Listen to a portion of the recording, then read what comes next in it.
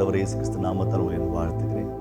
இந்த மன்னிப்பில் கடைசி பகுதி நாம் இன்னைக்கு கவனிக்க போகிறோம். எரேமியா 31:34. நான் அவர்கள் அக்கிரமத்தை மன்னித்து அவர்கள் பாவங்களை இனி நினையாதிருப்பேன். 33:8. அவர்கள் எனக்கு விரோதமாய் குற்றம் செய்து அவர்களுடைய எல்லா அக்கிரமங்களுக்கும் அவர்களை நீங்களாக்கி சுத்திகரித்து அவர்களுக்கு விரோதமாய் குற்றம் செய்து எனக்கு விரோதமாய் துரோகம் பண்ணின அவருடைய எல்லா அக்கிரமங்களையும் மன்னிப்பேன். அதே 50:20 திரும்ப ஆண்டவர் சொல்லுகிறார், காலத்திலும் இஸ்ரவேல் அக்கிரமம் தேடப்பட்டாலும் காணாதிருக்கும், யூதாவின் பாவங்கள் தேடப்பட்டவைகள் கிடைக்காதிருக்கும், நான் மீதியா வைக்கிறவர்களுக்கு மன்னிப்பேன் என்று கர்த்தர் சொல்லுகிறார்.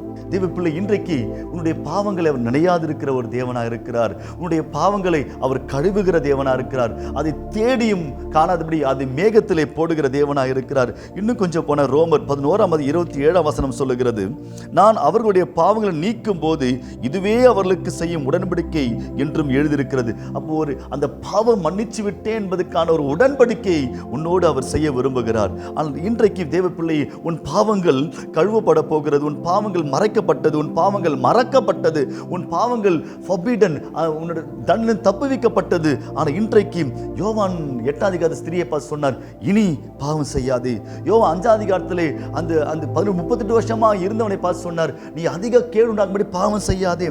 அப்போ இனி பாவம் நினையாதிருப்பேன் வாக்குத்தத்தம் பண்ணின ஆண்டவர் உன்னை பார்த்து கேட்கிற, நீ அந்த பாவம் செய்யாதிருப்பியாம், நீ அந்த இடத்துக்கு போகாதிரு, தவறான காரியம் செய்யாதிருப்பேன் என்ற ஒரு வாக்கு உன்னிடத்தில் அவர் கேட்கிறார். இஸ்ரவேல் ஜனங்களை அவர் வெளியே கொண்டு வரும்போது ஏன் புளிப்பில்லாத அப்பத்தை பண்டிகை கொண்டு வந்தேன்னு சொன்னா, 430 வருஷம் எகிப்தியர் மேல அந்த கசப்பை விட்டு நீ வெளியே வான்னு சொல்லி அதற்காகத்தான் புளிப்பில்லாத அந்த காரியத்தை அந்த பண்டிகை அவர் கொண்டாட வைத்தார்.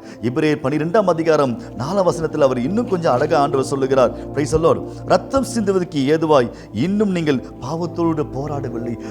இனி உன் பாவத்தை நான் நினைவு கூற போவதில்லை, நான் மறந்து விட்டேன்னு சொல்லுகிற ஆண்டவருக்கு நீ கொடுக்க போற வாக்கு, நீ பாவம் செய்யாதபடி, நீ பாவத்தை எதிர்த்து போராடுவது என்பதை நீ மறந்து போகாத தேவ பிள்ளையே.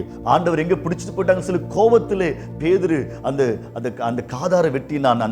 ஆனாலும் கர்த்தர் அவனையும் மன்னித்தார், அந்த காதை ஒட்ட வைத்த தேவ பிள்ளையே. 2 கொரிந்தியர் 2:7 நம்ம வாசிக்கிறோம், அவன் அதிக துக்கத்தில் அமிழ்ந்து போகாதபடிக்கு நீங்கள் அவனுக்கு மன்னித்து ஆறுதல் செய்ய வேண்டும் என்று சொல்லுகிறார்.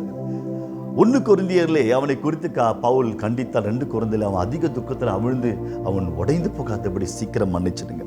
மகளே, நீ மன்னிக்க வேண்டிய காரியம் என்ன? நீ மன்னிக்க வேண்டிய நபர் என்ன? ஆனால் எப்போ நீ அந்த பாவத்தை விட்டு வெளியே வருகிறாயோ அப்பொழுதுதான் அந்த உன்னோடு பண்ணின உடன்படிக்கைக்கு நினையாதிருப்பேன் சொன்ன ஆண்டவருக்கு ஒரு பெரிய ஒரு உத்தரவாதத்தை கொடுக்கிறார் தேவ பிள்ளை.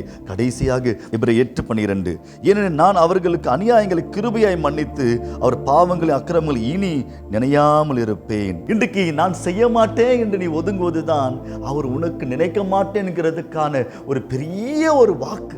உன்னோடு உடன்படிக்கை பண்ணின ஆண்டவருக்கு நீ உடன்படிக்கை பண்ண அவர் விரும்புகிறார். நாம் ஜெபிக்கலாம். நல்ல ஆண்டவரே, ஒரு விஷயை கண்ணோக்கி பாரும்.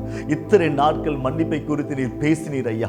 ஆண்டவர் மற்றவங்களை மன்னிக்கணும் ஆண்டவரே, எல்லாத்தையும் நீங்க சொல்லிக் கொடுக்கிறதுக்காக ஸ்தோத்திரம் அப்பா. ஆண்டவரே, இதில் ஒரு புதிய காரியத்தை செய்வீராக, புதிய அபிஷேகம் இறங்குவதாக, புதிய உறவுகள் உண்டாவதாக. பழைய கசப்புகள் எல்லாம் இஸ்ரவேல் ஜனங்கள் இப்போ ஆண்டவர் எகிப்துக்கு போனதை போல போகட்டும் அப்பா.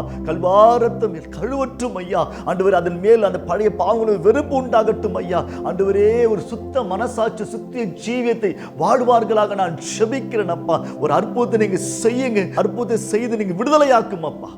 இயேசுவின் நாமத்தில் ஜெபிக்கிறோம் ஜீவன் நல்ல பிதாவே. ஆமென்.